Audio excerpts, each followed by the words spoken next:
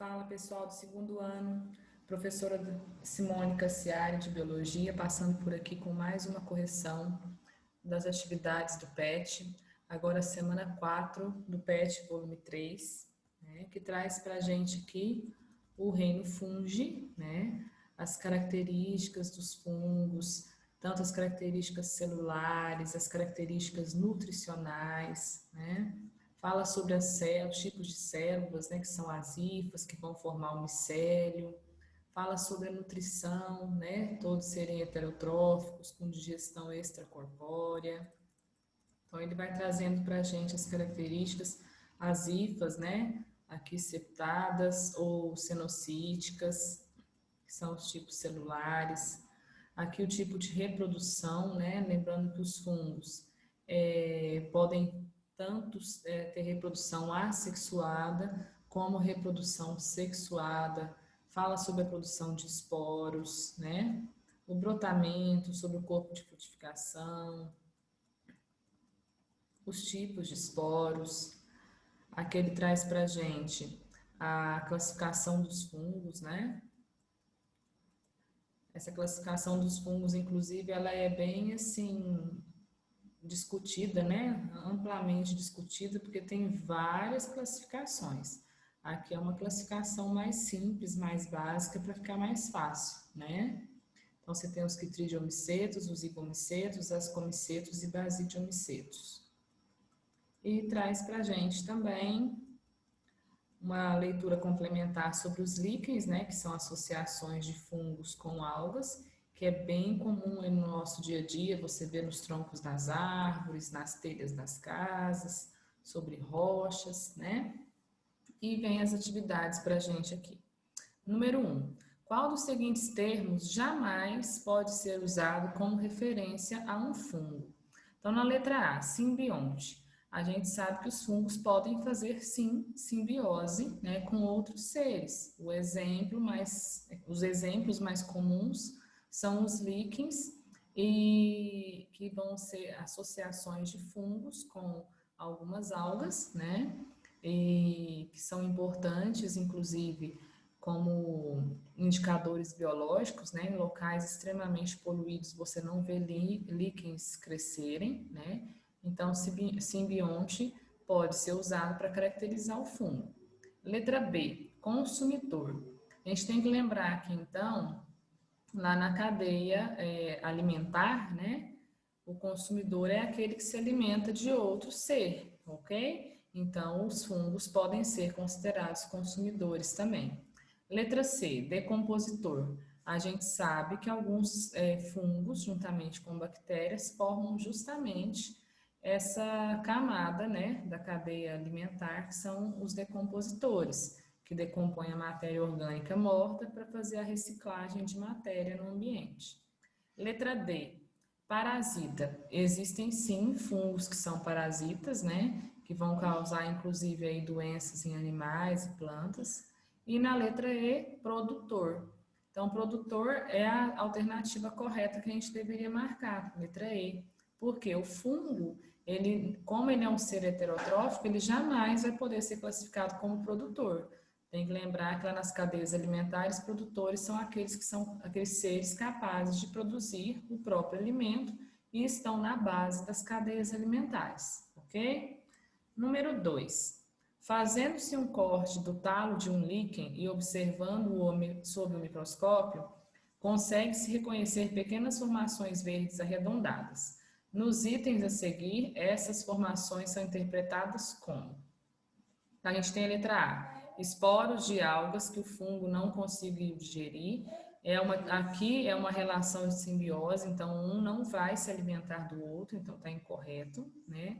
Na letra B, algas, componentes normais do líquen, é a alternativa correta, né? Da número 2, é a letra B, porque as algas elas ficam por baixo ali do fungo, né? O fungo vai fornecer a proteção para essa alga, manter a umidade para ela, e a alga vai fazer a fotossíntese e basicamente a alga fornece a glicose, né, o alimento para o líquen, certo? Na letra C, só para eliminar os esporos do fungo produzidos normalmente, eles não seriam esverdeados, né? Porque os fungos não são clorofilados. Letra D, cloroplastos ingeridos pelo fungo do vegetal parasitado. Aqui não é parasitismo, né? Na verdade é uma simbiose. E letra E, gotas de pigmento resultantes da digestão da alga cativada pelo fungo. Está basicamente falando que o fungo se alimenta dessa alga, sendo que na verdade não, né? O fungo só protege a alga e a alga fornece o alimento para o fungo. Então, número 2, letra B. Número 3. Os fungos apresentam importância variada em muitos aspectos. São atividades dos fungos, exceto. Então, a gente tem que procurar qual que não é atividade, né? Letra A, provocar doenças em plantas e animais? Sim, né? Os fungos podem provocar doenças que são chamadas de micoses, né? Em geral. Então, as micoses são doenças que podem existir em plantas e animais, sim, causadas por fungos. Letra B, causar difteria no homem. A gente teve uma outra atividade na semana 3, né, sobre doenças bacterianas, e tinha uma que perguntava justamente da difteria, né? A difteria no homem é causada por uma bactéria e não por um fungo. Então, a alternativa que deveria ser marcada na 3, letra B. Eliminando o restante, letra C. Produzir antibióticos usados no tratamento de certas doenças? Sim, a gente tem vários fungos que produzem substâncias antibióticas, como a penicilina, né? Que vão combater aí doenças bacterianas. Letra D, ser utilizados na produção de alimentos. Sim, né, os fungos vão ser amplamente utilizados pelo ser humano na produção de pães, de bebidas, de iogurtes, né? E na letra E, participar de processos de decomposição junto com as bactérias? Sim, determinados fungos estão no mesmo grupo que as bactérias de decompositores da matéria orgânica morta, certo? Então, número 3, letra B, letra B de bola. Número 4. Um dos armários do laboratório da escola apareceu com pontos e fios brancos em suas portas do lado interno. Um dos alunos identificou os pontos e os fios brancos como sendo um tipo de mofo. Para eliminá-lo, passou um pano embebido em álcool na porta até limpá-la totalmente. Na semana seguinte, para surpresa do aluno, os pontos e fios reapareceram. A partir dos seus conhecimentos a respeito da estrutura e biologia dos fungos, explique por que o mofo reapareceu. Então, primeiro a gente tem que pensar aqui que o armário, né, do laboratório é um ambiente propício, né, para fungo, porque fungo gosta de ambientes quentes e úmidos, certo? E aí o que vai acontecer? Quando o aluno limpou esse mofo da porta do armário, ele na verdade ele estava só removendo uma parte do corpo do fungo, né? Não o fungo por inteiro. Então, ele estava removendo apenas o corpo de frutificação, que são aqueles fiozinhos esbranquiçados que a gente consegue visualizar, né? Só que o corpo vegetativo do fungo continuou presente ali, né, na parte interna da porta. E uma semana é mais do que suficiente para um corpo vegetativo de um fungo dar origem a um novo corpo de frutificação.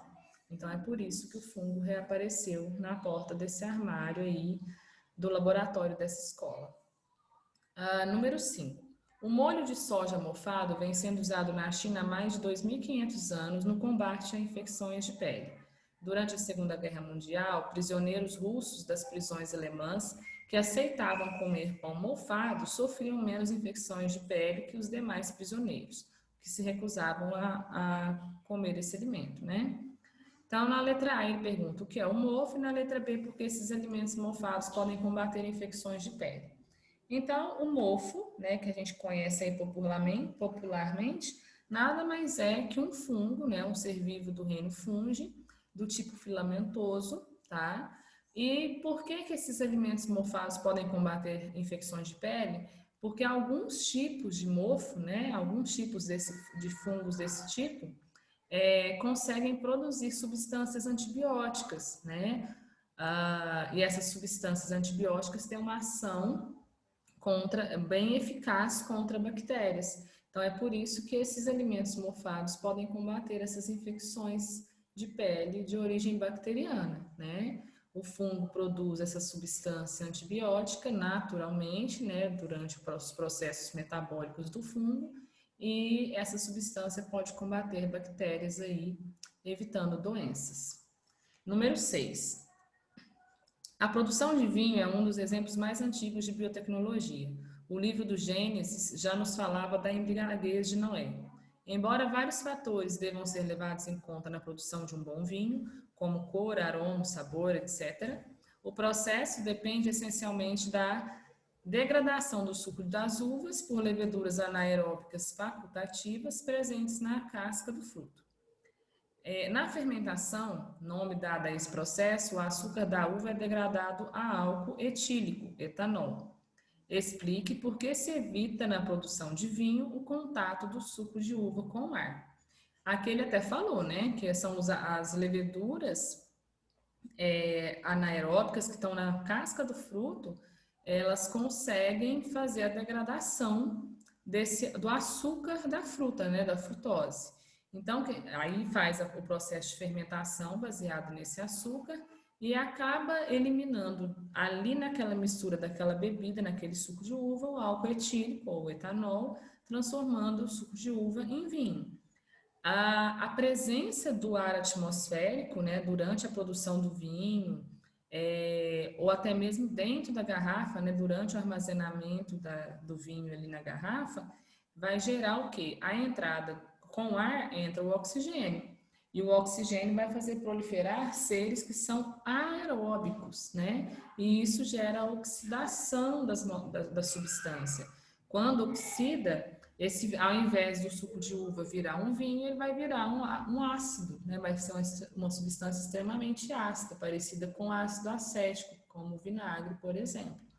Então, se evita o contato do suco de uva com o ar para evitar a proliferação de seres aeróbicos e a oxidação da bebida, transformando-a em substâncias ácidas.